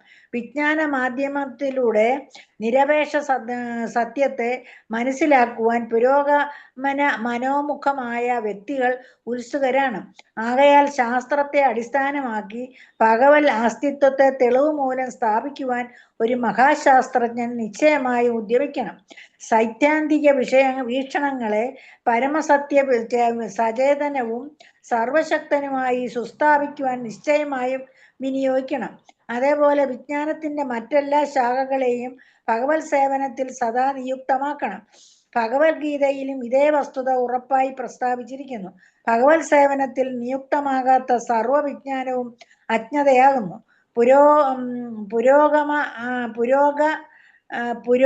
മനോന്മുഖമായ പാണ്ഡിത്യത്തിന്റെ യഥാർത്ഥ വിനിയോഗം ഭഗവത് മഹാത്മ്യങ്ങളെ സുസ്ഥാപിക്കുകയാണ് ആകുന്നു. മാത്രമല്ല, യഥാർത്ഥ പൊരുൾ അത് തന്നെയാണ്. ഭഗവത് സേവനത്തിൽ നിയുക്തമായ ശാസ്ത്രീയ ജ്ഞാനവും സമാനമായ സർവകർമ്മങ്ങളും പരമാർത്ഥത്തിൽ ഹരികീർത്തനവുമാകുന്നു. ഹരേ കൃഷ്ണ പ്രഭുജി. ഹരേ കൃഷ്ണ. Thank you Mataji. അപ്പൊ ഇവിടെ നമ്മള് കണ്ടത് നാരദമുനി വീണ്ടും തുടരുകയാണ്. പണ്ഡിത വൃത്തങ്ങൾ സംശയാതീതമായി നിർണയിച്ചിരിക്കുന്ന എന്തെന്നാൽ, അതായത് നമുക്കറിയാം, വാസുദേവ സർവമിതി സ മഹാത്മാ സുദുർലഭ, അല്ലെ? വാസുദേവനല്ലാതെ മറ്റൊരു ദൈവമില്ല. അതായത് മഹാത്മാക്കളായിട്ടുള്ള ആൾക്കാർക്കൊക്കെ തന്നെ അറിയാം എന്താണ് വാസുദേവനാണ് എല്ലാം, എല്ലാം വാസുദേവനിൽ നിന്നാണ് വന്നിരിക്കുന്നത് എന്നൊക്കെ ആ പണ്ഡിതന്മാരായിട്ട് പണ്ഡിത സമദർശന എല്ലാവരെയും ഒരുപോലെ കാണുന്നു അല്ലെ.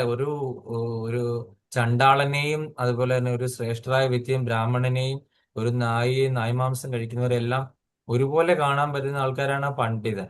പണ്ഡിത സമദർശനം എന്ന് ഭഗവത്ഗീതയിൽ ഒരു ശ്ലോകമുണ്ട്. അതുപോലെ തന്നെ വാസുദേവ സർവമിതി സ മഹാത്മാ സുദുർലഭ. വാസുദേവനാണ് എല്ലാം എന്ന് മനസ്സിലാക്കുന്ന ആൾക്കാരെയാണ് മഹാജനങ്ങളെല്ലാം മഹാത്മാക്കൾ എന്ന് വിളിക്കുന്നത്. നമ്മൾ ഇപ്പോൾ കാണുന്ന ആൾക്കാര് മഹാത്മാക്കളാണോ ശരിക്കും എന്ന് ചോദിച്ചു കഴിഞ്ഞാൽ അല്ല. പരമദിവ്യോത്ത പുരുഷൻ ഭഗവാനാണെന്ന് അറിയുന്ന ആൾക്കാർക്കാണ് എന്ത് പറയുന്നത് മഹാത്മാവ് എന്ന് പറയുന്നത്, അതിനുള്ള യോഗ്യതയുള്ളവർ. അല്ലാത്തവരാരും ആ ഒരു പദവിക്ക് അർഹനല്ല. അങ്ങനെ ഒരു സർട്ടിഫിക്കറ്റ് ഉണ്ടാക്കി എടുത്തു, അങ്ങനെ ഒരു പേര് നമ്മുടെ പേരിന് മുൻപായി ചേർത്തിട്ട് യാതൊരു കാര്യവും ഇല്ല എന്നുള്ളത് നമുക്ക് മനസ്സിലാക്കണം. അപ്പൊ നമ്മൾ ഈ പണ്ഡിതന്മാര് ഒരുപാട് തപസ്യകളിലൂടെയും വേദാധ്യയനത്തിലും പരിത്യാഗം എന്ന് പറഞ്ഞൊരു സ്റ്റേജ് ഉണ്ടല്ലേ. ഭഗവാൻ എന്ന് നമ്മൾ വിളിക്കാനുള്ള കാരണം എന്താണ്? ഭഗവാൻ ഈ പറയുന്ന 6 ഐശ്വര്യങ്ങളും പൂർണ്ണമായിട്ടുള്ളത് കൊണ്ടാണ് ഭഗവാൻ എന്ന് വിളിക്കുന്നത്. അതിലെ ഒന്നാണ് ഈ പരിത്യാഗം എന്ന് പറയുന്ന സംഭവം അല്ലെ. പരിത്യാഗം എന്ന് പറയുന്ന ഒരു സംഭവം ഭഗവാന് ഉണ്ട് അല്ലെ, 6 ഐശ്വര്യങ്ങളിൽ ഒന്ന്. അപ്പൊ അതുകൊണ്ട് ഈ അത്ര ഈസി ആയിട്ടൊന്നും അല്ല അവർ ഈ കാര്യങ്ങളൊക്കെ നേടിയെടുത്തത് അല്ലെ. നല്ല രീതിയിലുള്ള തപസ്യ ചെയ്തു അല്ലെ, ഓസ്റ്ററിറ്റി നല്ല രീതിയിൽ ചെയ്തു. അതുപോലെ തന്നെ വേദാധ്യയനം നടത്തി. അതത്ര എളുപ്പമാണ് വേദാധ്യയനം നടത്തുക എന്ന് പറഞ്ഞു കഴിഞ്ഞാൽ. അതുപോലെ തന്നെ എന്തുമാത്രം കാര്യങ്ങളെ അവർ പരിധിച്ചിട്ടുണ്ടായിരിക്കും അല്ലെ. എത്ര ഇന്ദ്രിയ സുഖങ്ങളെ ഭക്ഷണം കഴിക്കണം എന്നൊക്കെ ആഗ്രഹം ഉണ്ടെങ്കിലും അതെല്ലാം പരിത്യജിച്ചിട്ട് എന്ത് ചെയ്തു? ഈ പരമസത്യത്തെ കണ്ടെത്താൻ വേണ്ടിയിട്ട്. അതുകൊണ്ടാണല്ലോ ഭാഗവതത്തിന്റെ തുടക്കത്തിലെ ശ്ലോകം പറയുന്നത് സത്യം പരം ധീമഹി. പരമസത്യത്തെ അന്വേഷിച്ചിട്ട് അവരുടെ യാത്രയായിരുന്നു നടന്നല്ലേ. ശ്ലോകപാരായണം, നമ്മളിപ്പോ രാമായണ മാസല്ലേ, നമ്മൾ എന്തിനു വേണ്ടിയിട്ടാണ് ജപിക്കുന്നത്? ഭഗവാനുമായിട്ട് അങ്ങനെയെങ്കിലും അസോസിയേറ്റ് ചെയ്യാൻ വേണ്ടിയിട്ടല്ലേ. ശ്ലോകപാരായണത്തിൽ കൂടെ ഭൂതദയ, മറ്റുള്ള ജീവജാലങ്ങളോട് ദയ തോന്നുക അല്ലെ. നമ്മള് മനുഷ്യരോട് മാത്രം സഹാനുഭൂതി, മറ്റുള്ള ജീവജാലങ്ങളെ കണി കാണുന്നതിനൊക്കെ കൊല്ലുക, ഉറുമ്പിനെയൊക്കെ ചവിട്ടി അരച്ച് നിൽക്കുക, വെറുതെ പോകുന്നവരെ, നമ്മളെ ഉപദ്രവിക്കുന്നവരെ ആണെങ്കിൽ നമുക്ക് ഓർക്കാം. വെറുതെ നടന്നു പോകുന്നവരെ കാണുമ്പോൾ എന്ത് ചെയ്യും? ഏത് ജീവിയെ കാണും നമുക്ക് തല്ലിക്കൊല്ലാനുള്ള ഒരു പ്രവണതയുണ്ട് അല്ലെ. ചെറുപ്പത്തിലൊക്കെ നമ്മൾ ചെയ്തുകൊണ്ടിരുന്നത് അല്ലെ. വെറുതെ ഒരു ജീവി പോയാൽ ഉറുമ്പിനെ കണ്ടു കഴിഞ്ഞാൽ അതിനെ ചതച്ചരയ്ക്കുക, അല്ലെങ്കിൽ ആ ഉറുമ്പിന്റെ പുറകിൽ നമ്മൾ എന്തെങ്കിലും ഇത് വെച്ചിട്ട് കുത്തി കയറ്റുക, ഇങ്ങനെയൊക്കെയുള്ള ഒരുപാട് കാര്യങ്ങൾ ചെയ്ത ആൾക്കാർ എന്തായി മാറിയെന്ന് നമ്മൾ കണ്ടല്ലോ. കണ്ണുപൊട്ടനായി ധൃതരാഷ്ട്ര വന്നതും വിതുരരുടെ അവസ്ഥയും ഒക്കെ നമ്മൾ കണ്ടല്ലോ അല്ലെ. മണ്ഡൂക മഹർഷി അല്ല, മാണ്ഡവ്യ മഹർഷിയെ എന്താണ് 8 വയസ്സുള്ള സമയത്ത്, മുമ്പുള്ള സമയത്ത്, ഒരു കുട്ടിയായിരുന്ന സമയത്ത് ഈ ഇതുപോലെ ചെയ്തതിന്റെ ഒരു ഇതാണ്. അദ്ദേഹം എന്താണ് ദാസീപുത്രനെ യമദേവനെ ശപിച്ചല്ലേ. യമദേവൻ ദാസീപുത്രനായിട്ട് വിതുരനായിട്ട് വന്ന് പിറന്നതൊക്കെ നമ്മൾ കണ്ടാണല്ലോ കഥകളൊക്കെ. അപ്പം ഇതിൽ നിന്നൊക്കെ മനസ്സിലാക്കേണ്ടത് ഈ മറ്റുള്ള ജീവജാലങ്ങളോടൊക്കെയുള്ള ദയ എന്ന് പറയുന്ന ഒരു വളരെ ഇമ്പോർട്ടൻ്റ് ആയിട്ടുള്ള കാര്യമാണ്. അപ്പം ഈ വിജ്ഞാന വികാസത്തിന്റെ അപ്രമാദിഗതിയുടെ ഉദ്ദേശം തന്നെ നമ്മൾ ഈ ഭഗവാനെ മനസ്സിലാക്കുക എന്നുള്ള ഒരു കാര്യമാണ് അല്ലെ. ഈ കാര്യങ്ങളിലൂടെ എല്ലാം നമ്മൾ നിന്ന് അതിന്റെ പരമസത്യം ആരാണെന്ന് മനസ്സിലാക്കുക എന്നുള്ളതാണ് ഈ അധ്യയനം ഒക്കെ ചെയ്യുന്നത് കൊണ്ടുള്ള ഉദ്ദേശം. അപ്പൊ ശ്രേഷ്ഠ കാവ്യങ്ങളിൽ പ്രതിപാദിച്ചിരിക്കുന്ന ഭഗവാന്റെ അതീന്ദ്രിയ വർണ്ണനകളുടെ പരമകാഷ്ഠ പ്രാപിക്കുകയാണ് അല്ലെ. അപ്പൊ അതെങ്ങനെ സാധിക്കാനായിട്ട് പറ്റും? ശ്രേഷ്ഠ കാവ്യങ്ങൾ ഏതൊക്കെയാ ശ്രേഷ്ഠ കാവ്യങ്ങള്? ഭഗവത്ഗീത, ഭാഗവതം, മഹാഭാരതം, രാമായണം. രാമായണവും മഹാഭാരതവുമാണ് ശ്രേഷ്ഠ കാവ്യങ്ങള്. അപ്പം ഈ ശ്രേഷ്ഠ കാവ്യങ്ങളിൽ കൂടെ നമ്മൾ എന്താണ് അറിയുന്നത്? ഭഗവാന്റെ അതീന്ദ്രിയ ലീലകളെ പറ്റി അറിയണം അല്ലേ. ആ ശ്രേഷ്ഠ കാവ്യമായ മഹാഭാരതത്തിന്റെ ഒരു ചെറിയ ഭാഗത്താണ് നമ്മൾ കണ്ടത് ഭഗവത്ഗീതയും ഭഗവാൻ പറഞ്ഞ കാര്യങ്ങൾ ആണ് അവിടെ നമുക്ക് അറിയാൻ സാധിക്കുന്നത് അല്ലേ. അപ്പം ഈ ഭഗവാന്റെ അതീന്ദ്രിയ ലീലകളുടെ വർണ്ണനകളാണ് അതിൽ കൂടെ നമുക്ക് അറിയാൻ സാധിക്കുന്നത് അല്ലേ. മറ്റുള്ള യോഗിമാരും പണ്ഡിതന്മാരും ഒക്കെ പോയ വഴി എന്താണ്? തപശ്ചര്യകളും അതുപോലെ വേദാധ്യയനവും അതുപോലെയുള്ള കാര്യങ്ങളിൽ കൂടെയാണ് പോയത്. പക്ഷെ സാധാരണ നമ്മളെ പോലെയുള്ള ആൾക്കാര് എന്താണ് ഇതിഹാസങ്ങളിൽ കൂടെ അല്ലെങ്കിൽ ഇതേപോലെയുള്ള കാവ്യങ്ങളിൽ കൂടിയാണ് നമ്മളെ പോലെയുള്ള ആൾക്കാർ നമ്മളെ സാധാരണ നാട്ടിൻപുറത്തുള്ള ആൾക്കാരോട് ഇതൊക്കെ പറഞ്ഞാൽ മനസ്സിലാക്കുക. അറ്റ്ലീസ്റ്റ് രാമായണം വായിക്കുക. തുഞ്ചത്ത് എഴുത്തച്ഛന്റെ ആധ്യാത്മ രാമായണം, ശരിക്കും വാൽമീകി രാമായണമാണ് വായിക്കേണ്ടത്. നമുക്ക് സംസ്കൃതം ഒന്നും അറിയാൻ വയ്യാത്തതാണ്. തുഞ്ചത്ത് എഴുത്തച്ഛന്റെ ആധ്യാത്മിക രാമായണം വായിച്ചാൽ പോലും എന്നാൽ അതിനകത്ത് ഭക്തി ഇങ്ങനെ കുത്തി നിറച്ചിരിക്കുകയാണ് തുഞ്ചത്ത് എഴുത്തച്ഛൻ. ഇടയ്ക്കിടയ്ക്ക് കുറച്ച് അദ്വൈതം പറയുന്നുണ്ടെങ്കിലും ഞാനും ഭഗവാൻ ഒന്നാണ്, പരമാത്മാവ് ജീവാത്മ ഒന്നാണ് എന്നൊക്കെ പല സ്ഥലത്തും പറയുന്നുണ്ട്. ഹരിനാമകീർത്തനത്തിലും അങ്ങനെ പറയുന്നുണ്ട് പല സ്ഥലത്തും. പക്ഷെ ഞാനത് എടുക്കുമ്പോൾ ഞാൻ എന്റെ അർത്ഥം പറയുമ്പോഴത്തേനും ഞാനത് നമ്മളുടെ കൃഷ്ണാബോധത്തിൽ പഠിച്ച രീതിയിലാക്കി മാറ്റി പറയുന്നു എന്നേ ഉള്ളൂ. നിങ്ങൾ ശ്രദ്ധിച്ചു കഴിഞ്ഞാൽ അറിയാം, പല സ്ഥലത്തും ഈ പറയുന്ന തുല്യതയെ പറ്റി തുഞ്ചത്ത് രാമായണത്തിലും പറയുന്നുണ്ട്. അത് അന്ന് അദ്വൈതത്തിന്റെ ആ ഒരു ശങ്കരാചാര്യ ഫിലോസഫി എല്ലായിടത്തും ഇങ്ങനെ പ്രചരിച്ചിരുന്ന സമയത്താണ് ഇദ്ദേഹമൊക്കെ ജീവിച്ചിരുന്നത്. അതുകൊണ്ട് അതിന്റെ പ്രഭാവത്താൽ അദ്വൈതത്തിന്റെ കാര്യം മഹാദേവനാണല്ലോ അല്ലേ. അപ്പൊ ആ ഒരു പ്രഭാവത്താലാണ് ഇവരൊക്കെ അന്ന് അങ്ങനെ എഴുതി വെച്ചിരുന്നത്. പക്ഷെ നമുക്കിപ്പം അങ്ങനെ എഴുതി വെച്ചാൽ എന്താ കുഴപ്പം? നമുക്ക് അതിനകത്ത് പറഞ്ഞിരിക്കുന്ന കാര്യങ്ങൾ നമ്മളുടേതായ രീതിയിൽ മനസ്സിലാക്കുന്നതുകൊണ്ട് എന്താണ് കുഴപ്പം? ഒരു കുഴപ്പമില്ല അല്ലേ. നമുക്കറിയാം നമ്മൾ ഒരിക്കലും ഭഗവാനുമായിട്ട് തുല്യമാകില്ല എന്ന് അല്ലേ. നമുക്ക് സാധാരണ ബുദ്ധിയുള്ളവർക്ക് അറിയാം അല്ലേ. നിങ്ങൾ ആരെങ്കിലും ഭഗവാനാണോ? ഏതെങ്കിലും സ്റ്റേജ് നിങ്ങൾക്ക് ആർക്കെങ്കിലും ഭഗവാനാകാൻ പറ്റുമോ? ഒരിക്കലും ഇല്ല അല്ലേ. നമ്മൾ തലകുത്തി എന്ന് പറഞ്ഞ് തപസ് ചെയ്താൽ പോലും ഭഗവാനാകത്തില്ല ഒരിക്കലും അല്ലെ. നമുക്ക് ഭഗവാനായിട്ട് ഒരാൾക്ക് പോസ്റ്റ് കൊടുത്തപ്പം ഒരാൾ കിടന്ന് കഷ്ടപ്പെടുന്നതിന്റെ ഒരു കഥ ഞാൻ പറഞ്ഞായിരുന്നു അല്ലേ. ഭഗവാൻ വിഗ്രഹ രൂപത്തിലിരിക്കുന്ന ഭഗവാൻ മാറി നിന്ന് കൊടുത്തിട്ട് അവിടുത്തെ കഴകക്കാരനെ ഭഗവാനാക്കി പിടിച്ചു നിർത്തി അല്ലേ. ഒരു 3-4 ദിവസം തികച്ചു നിൽക്കാൻ അങ്ങേർക്ക് പറ്റിയില്ല അല്ലെ. ആ ഒരു കഥ നമ്മൾ കേട്ടിട്ടുണ്ടല്ലോ. അപ്പം നമുക്ക് ആ ഭഗവാന്റെ പോസ്റ്റ് എന്ന് പറഞ്ഞു കഴിഞ്ഞാൽ അത്ര എളുപ്പമല്ല അല്ലെ. അങ്ങനെ ഭഗവാനാകാനായിട്ട് നമുക്ക് ഒരാൾക്ക് എത്രയൊക്കെ ഓസ്റ്ററിറ്റി ചെയ്തെന്ന് പറഞ്ഞാലും നമുക്ക് പറ്റില്ല എന്നുള്ളതാണ് നമ്മൾ മനസ്സിലാക്കേണ്ടത്. അപ്പം ഇവിടെ ഇതുകൊണ്ട് നമ്മൾ മനസ്സിലാക്കുന്നത് ഈ സാധാരണ വ്യക്തികൾ ഈ കാവ്യങ്ങൾ, ആദികാവ്യങ്ങളായ ശ്രേഷ്ഠ കാവ്യങ്ങളിൽ പ്രതിപാദിച്ചിരിക്കുന്ന ഭഗവാന്റെ അതീന്ദ്രിയ ലീലകളിൽ കൂടെ എന്താണ് ഭക്തിയുത സേവനവും ഭഗവാന്റെ സ്മരണത്തിലൂടെയും നാമജപത്തിലൂടെ കൂടെ അവര് ഈ പറയുന്ന ഭഗവാന്റെ അതിനെപ്പറ്റി മനസ്സിലാക്കാനായിട്ടുള്ളൊരു മാർഗം ആ ഒരു രീതിയിൽ സ്വീകരിക്കുന്നു. അതുപോലെ തന്നെ വേദാധ്യയനം ചെയ്യുന്ന പണ്ഡിതന്മാരും പരിത്യാഗവും അങ്ങനെ പല രീതിയിൽ കൂടെയാണ് മറ്റു ചില ആൾക്കാര് ഭഗവാനിലേക്ക് എത്താനായിട്ട് ശ്രമിക്കുന്നത്, ഭഗവാനെ മനസ്സിലാക്കാൻ ശ്രമിക്കുന്നത്. അങ്ങനെ ഭക്തന്മാര് ശ്രമിക്കുന്നത് എങ്ങനെയാണ്? അതീന്ദ്രിയ പ്രേമരസത്തിൽ കൂടെ ഭഗവാനുമായിട്ട് പ്രേമവുമായിട്ട് ബന്ധിക്കുകയാണ് ഭക്തന്മാര് ചെയ്യുന്നത് അല്ലെ. സാധാരണ ആൾക്കാര് ഭഗവാന്റെ കാവ്യങ്ങള് അല്ലെ, ശ്രേഷ്ഠ കാവ്യങ്ങളിൽ പ്രതിപാദിച്ചിരിക്കുന്ന ഭഗവാന്റെ അതീന്ദ്രിയ ലീലയിൽ കൂടെ ആകൃഷ്ടരായി വരുന്നു. മറ്റുള്ള പണ്ഡിത വൃത്തങ്ങൾ, തപസ്സികൾ, വേദാധ്യയനം, പരിത്യാഗം എന്നുള്ള ഇതിൽ കൂടെയാണ് ഭഗവാനെ മനസ്സിലാക്കാനായിട്ട് തുനിഞ്ഞ് ഇറങ്ങുന്നത്. ഓരോരുത്തരും ഓരോരോ പ്രോസസ് ചെയ്തിരുന്നു. ഞാൻ എൻ്റെ ഭാവാർത്ഥത്തിൽ ഒരുപാട് കാര്യം പറഞ്ഞിട്ടുണ്ടായിരുന്നു. അത് നിങ്ങൾ വീട്ടിൽ പുസ്തകമുള്ളവരൊക്കെ വായിച്ചു നോക്കുക, ഭാഗവതം ഉള്ളവരൊക്കെ. അപ്പം ഇന്നത്തെ സെക്ഷൻ ഞാൻ ഇവിടെ വൈൻഡപ്പ് ചെയ്യാണ്. കാര്യം ഞാൻ ഒറ്റയ്ക്കുള്ള ഇനി ഒരുപാട് പണികളൊക്കെ ചെയ്യാനുണ്ട്. അപ്പൊ അതുകൊണ്ട് അതിലേക്കൊക്കെ പോകാനുണ്ട്. അതുകൊണ്ട് ആർക്കെങ്കിലും സംശയം ഉണ്ടെങ്കിൽ ചോദിക്കാം, അല്ലെങ്കിൽ നമുക്ക് വൈൻഡപ്പ് ചെയ്യാം.